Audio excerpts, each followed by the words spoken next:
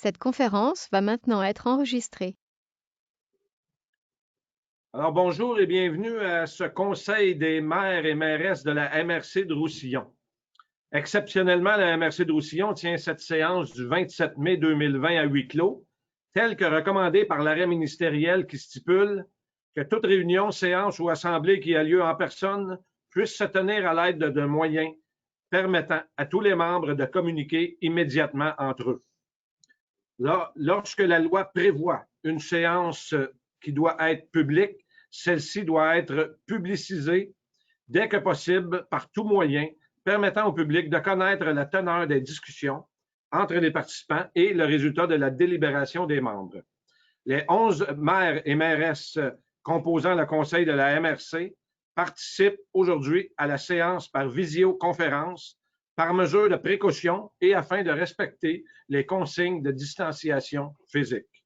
Je prendrai quelques instants afin de confirmer la présence de tous les membres du conseil de la MRC de Roussillon par ordre alphabétique de ville. Je débute avec M. Normand Diotte, maire de Candiac. Présent, bonjour. M. Pierre-Paul Routier, maire de Châteauguay et préfet suppléant. Bonjour à tous. Moi-même, Christian Ouellette, maire de Delsun et préfet. M. Donosser, maire de La Prairie. Oui, présent. M. Walter Letham, maire de Léry. Présent. Mme Lise Michaud, mairesse de Mercier. Présente. M. Jean-Claude Boyer, maire de Saint-Constant. Présent. M. Sylvain Payan, maire de Saint-Isidore. Présent. Mme Lise Poisson, mairesse de Saint-Mathieu. Présente. Bonjour à tous. Mme Joanne Beaulac, mairesse de Saint-Philippe. Présente. Bonjour. Et Mme Jocelyne Bates, mairesse de Sainte-Catherine. Bonjour. Présente. Merci, chers élus, d'être présents et présentes. J'aimerais aussi souligner la présence de personnel administratif de la MRC qui participe à cette rencontre. M. Gilles Marcoux, directeur général. Mme Colette Tessier, directrice administrative, ainsi que Mme Mélanie Cloutier, coordonnatrice aux communications à la MRC. Afin de préserver la période de questions du public, les citoyens pouvaient faire parvenir leurs questions par courrier ou par courriel au plus tard à 16 h la veille de la séance, soit hier, mardi, le 26 mai. Un avis public a été émis 15 jours avant la séance, avisant les citoyens de cette procédure à suivre. Par souci de transparence envers les citoyens, la séance est enregistrée et sera rediffusée sur le site web de la MRC dès le lendemain de la tenue de la séance. Également, les citoyens pourront prendre connaissance des résolutions adoptées par le Conseil de la MRC via le procès-verbal qui sera disponible pour consultation en ligne quelques jours après la séance du mois prochain. Alors, merci d'être là. Je vous souhaite la bienvenue à cette séance du Conseil des maires de la MRC, de la municipalité régionale de comté de Roussillon, tenue à huis clos par visioconférence ce mercredi 27 mai 2020.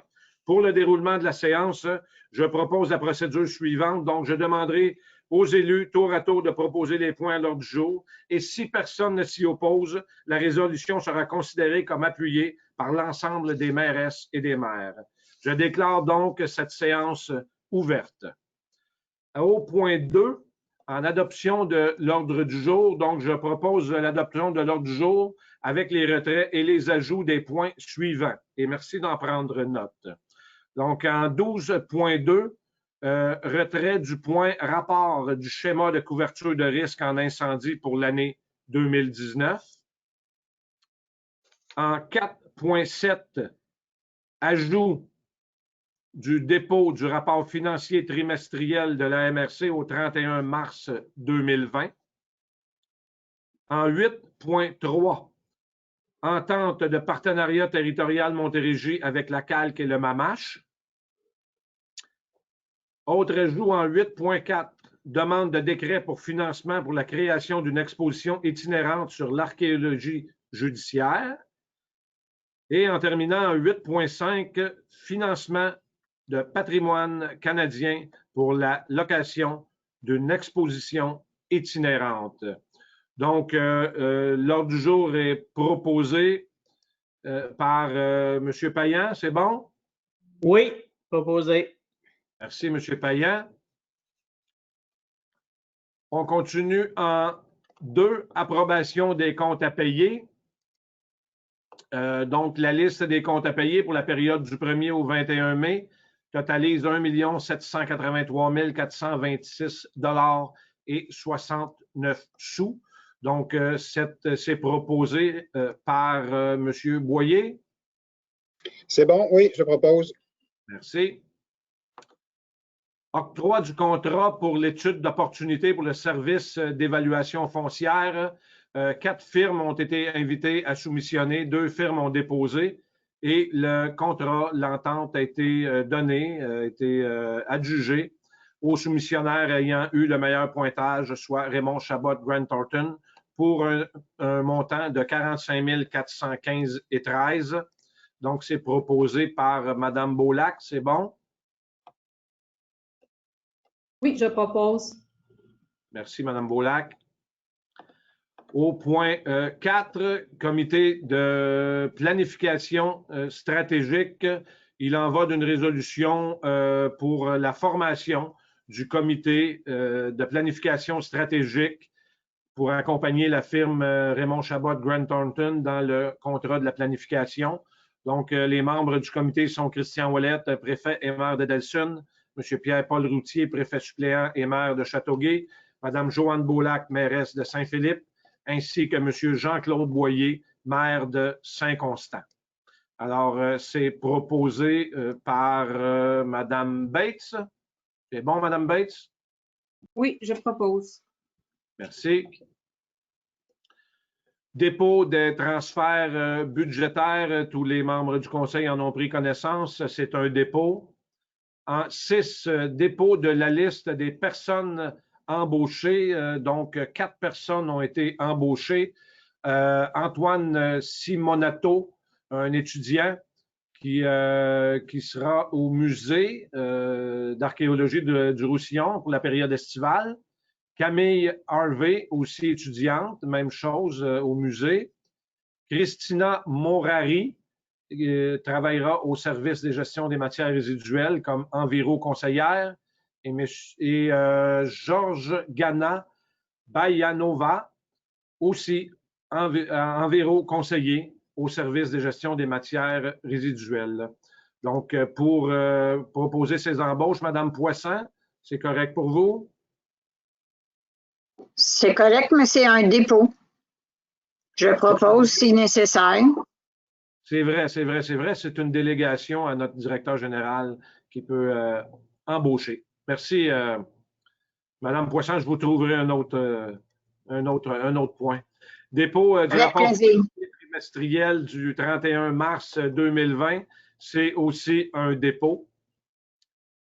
En 5, aménagement du territoire, demande d'exclusion de la ville de Châteauguay. Amendement à la première demande. Donc, la ville de Châteauguay demande un amendement sur un projet de développement commercial, un projet, dans son parc industriel aux abords de la route 132-138. Merci. Ça peut être proposé par Mme Poisson, oui? Oui, je propose. Merci, Mme Poisson. En 6, avis de conformité, 2 avis de conformité, 6.1 à Candiac, ça vise à modifier le règlement du zonage numéro 5000 afin de modifier certaines dispositions relatives aux bâtiments temporaires pour les usages des catégories services éducationnels et services municipaux du groupe communautaire. Donc, c'est proposé par M. Serre, c'est bon? Je le propose, M. le Préfet. Merci, M. Serre. En 6.2, un avis de conformité, toujours à Candiac, cette fois-ci, pour modifier le règlement de zonage 5000 afin de permettre l'aménagement d'un espace de stationnement incitatif dans la zone P248. M. Pierre-Paul Routier peut nous proposer ça. En effet, oui, je le propose, oui. Merci, M. Routier. En 7 cours d'eau, 7.1 Ruisseau Rouge, entente de délégation des travaux d'entretien de la MRC des Jardins de Napierville dans le cadre du projet d'entretien du Ruisseau Rouge prévu cette année. La MRC des Jardins de Napierville nous a fait parvenir une entente de délégation lui octroyant la responsabilité des travaux afin qu'elle puisse être signée par le préfet et le directeur général. Le Ruisseau Rouge se situe aux limites des municipalités de Saint-Michel et de Saint-Mathieu. Donc, ça peut être proposé par M. Diotte. Oui, je propose. Merci, M. Diotte. Toujours dans les cours d'eau en 7.2, cette fois-ci, cours d'eau Saint-Pierre, toujours entente de délégation des travaux d'entretien avec la MRC des Jardins de Napierville. Donc, cette fois-ci, le cours d'eau Saint-Pierre traverse les deux MRC, donc les travaux se limitent à Saint-Rémy. Par contre, puisqu'il est de juridiction commune, une entente de délégation doit être signée par le préfet et le directeur général. Cette fois-ci, ça pourrait être proposé par M. Létham. M. Walter. Proposé. Merci, M. Walter. En 8, Culture et patrimoine, octroi du contrat de la création d'un module immersif. Donc, le Conseil de la MRC de Roussillon souhaite autoriser l'octroi d'un contrat à la firme TKNL, créateur d'expériences, pour un montant forfaitaire de 80 000 $, taxes incluses, pour la réalisation d'un module d'expérience immersive en archéologie subaquatique, tel que prévu dans l'entente de développement culturel entre la MRC et le ministère de la Culture et des Communications. Donc, le Conseil autorise la coordonnatrice au développement culturel et patrimonial à signer le contrat de la dite firme. Ça peut être proposé par Mme Michaud. Je propose. Merci, Mme Michaud. Toujours dans le point 8, culture et patrimoine, plan de relance, volet culturel et tourisme. Donc, les fonds disponibles pour ce plan de relance-là, d'un montant de 175 000 $ qui va vous être annoncé très prochainement dans les prochains jours. Ce beau projet-là peut être proposé par M. Payan. Oui, je propose. Merci, M. Payan. 8.3, entente de partenariat territorial Montérégie avec la CALC et le ministère des Affaires municipales. Donc, le Conseil de la MRC de Roussillon procède à la nomination du directeur général comme représentant de la MRC de Roussillon au comité des partenaires pour la gestion de cette entente de partenariat territorial avec les organismes ci mentionnés. Proposé par M. Boyer. Oui, je propose. Merci, M. Boyer. Toujours dans la section culture et patrimoine, demande de décret, financement pour la création d'une exposition itinérante sur l'archéologie judiciaire. Donc, la MRC de Roussillon souhaite conclure une entente d'aide financière de 123 204 $ avec le ministère du patrimoine canadien pour la réalisation de ce projet. Et on a besoin d'une confirmation de cette entente, compte tenu que ça doit respecter le décret du gouvernement du Québec. Donc, c'est proposé par Mme Beaulac. Oui, je propose. Merci, Mme Beaulac. En 5, 8.5, financement patrimoine canadien pour la location d'une exposition itinérante. Donc, c'est une aide financière de 15 000 $ a été accordée à la MRC par le ministère du patrimoine pour l'accueil de l'exposition à l'abordage Corsaires et pirates en Gaspésie. Donc, il est proposé que le Conseil de la MRC de Roussillon mandate la coordonnatrice du développement culturel à signer cet accord avec le ministère. Donc, c'est proposé par Mme Bates. Oui, je propose. Merci beaucoup. En 9, développement économique, programme d'aide d'urgence aux PME. Donc, c'est l'entérinement des financements recommandés. Donc, on propose d'entériner la recommandation du comité d'investissement commun d'octroyer une première vague de 18 prêts dans le cadre du programme d'aide d'urgence aux petites et moyennes entreprises pour un total de 628 000 selon les tableaux présentés au Conseil. Et naturellement, de poursuivre la promotion de mesures d'aide d'urgence aux PME jusqu'à la date de fin du programme, soit le 30 avril 2021, ou jusqu'à écoulement de l'enveloppe totale de la MRC, soit d'1 800 000 approximativement. Donc, beau projet, c'est le fun. Je n'ai pas tous les chiffres sous les yeux, mais on parle de plus de 50 dossiers analysés. Les prochaines séances de la MRC permettront l'aide à d'autres entreprises aussi. Madame Poisson, vous proposez? Avec plaisir, je propose. Et au point 9.2, Fonds Région et Ruralité 2020-2025. Donc, c'est l'adoption de la politique des priorités d'intervention du volet 2, donc l'enveloppe budgétaire qui totalise 1 351 226.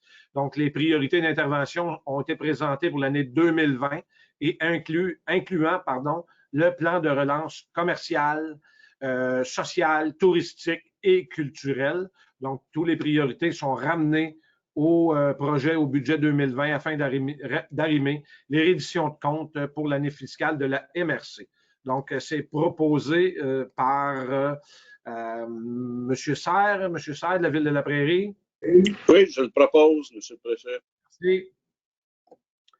En développement économique, toujours en 9.3, résolument Roussillon, programme de subvention aux commerces et services.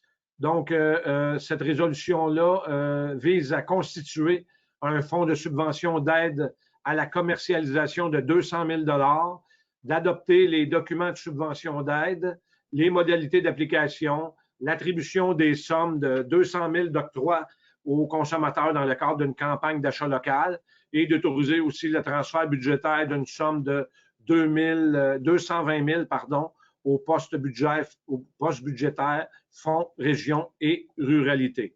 C'est proposé par M. Pierre-Paul Routier. M. Routier. En effet, oui, je le propose. Merci beaucoup. Matières résiduelles en 10. 10.1, projet dans le cadre de l'appel de proposition visant la promotion et la réduction de l'utilisation et du rejet du plastique à usage unique.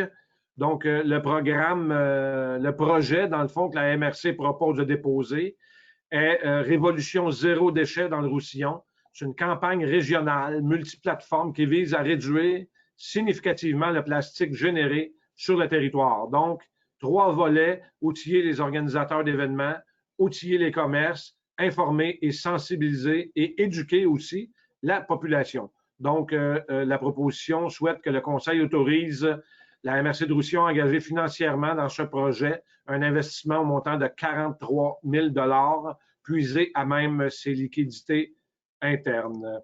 Proposé par M. Normand Diotte, c'est correct? Oui, je le propose. Merci, M. Diotte. En sécurité publique, 12, offre de services, 12.1, offre de services en sécurité incendie. Étant donné la démission de M. Larente le 8 novembre 2019, le directeur général de la MRC de Roussillon a convenu avec la MRC de Beauharnois-Salaberry de partager leurs ressources, à savoir les services de M. Martin Argouin, coordonnateur préventionniste incendie du schéma de couverture de risque, pour la rédaction et le rapport annuel afin de rencontrer les exigences du ministère de la Sécurité publique. Donc, c'est proposé par M. Walter Létam. Est-ce que c'est correct pour vous, M. Létam? Proposé. Merci beaucoup. En 12.2, ce point a été retiré et sera remis à la séance du mois de juin. En 13, varia, aucun point. En 14, période de questions. Monsieur le directeur général ou Mme Colette, est-ce qu'on a reçu des courriels ou du courrier pour des questions? Non? Donc, aucune question. Levée de la séance à 11h05, proposée par Mme Michaud. C'est bon? Merci beaucoup d'avoir assisté à cette séance en visioconférence et au plaisir de vous y retrouver au mois de juin. Merci. Bonne fin de journée.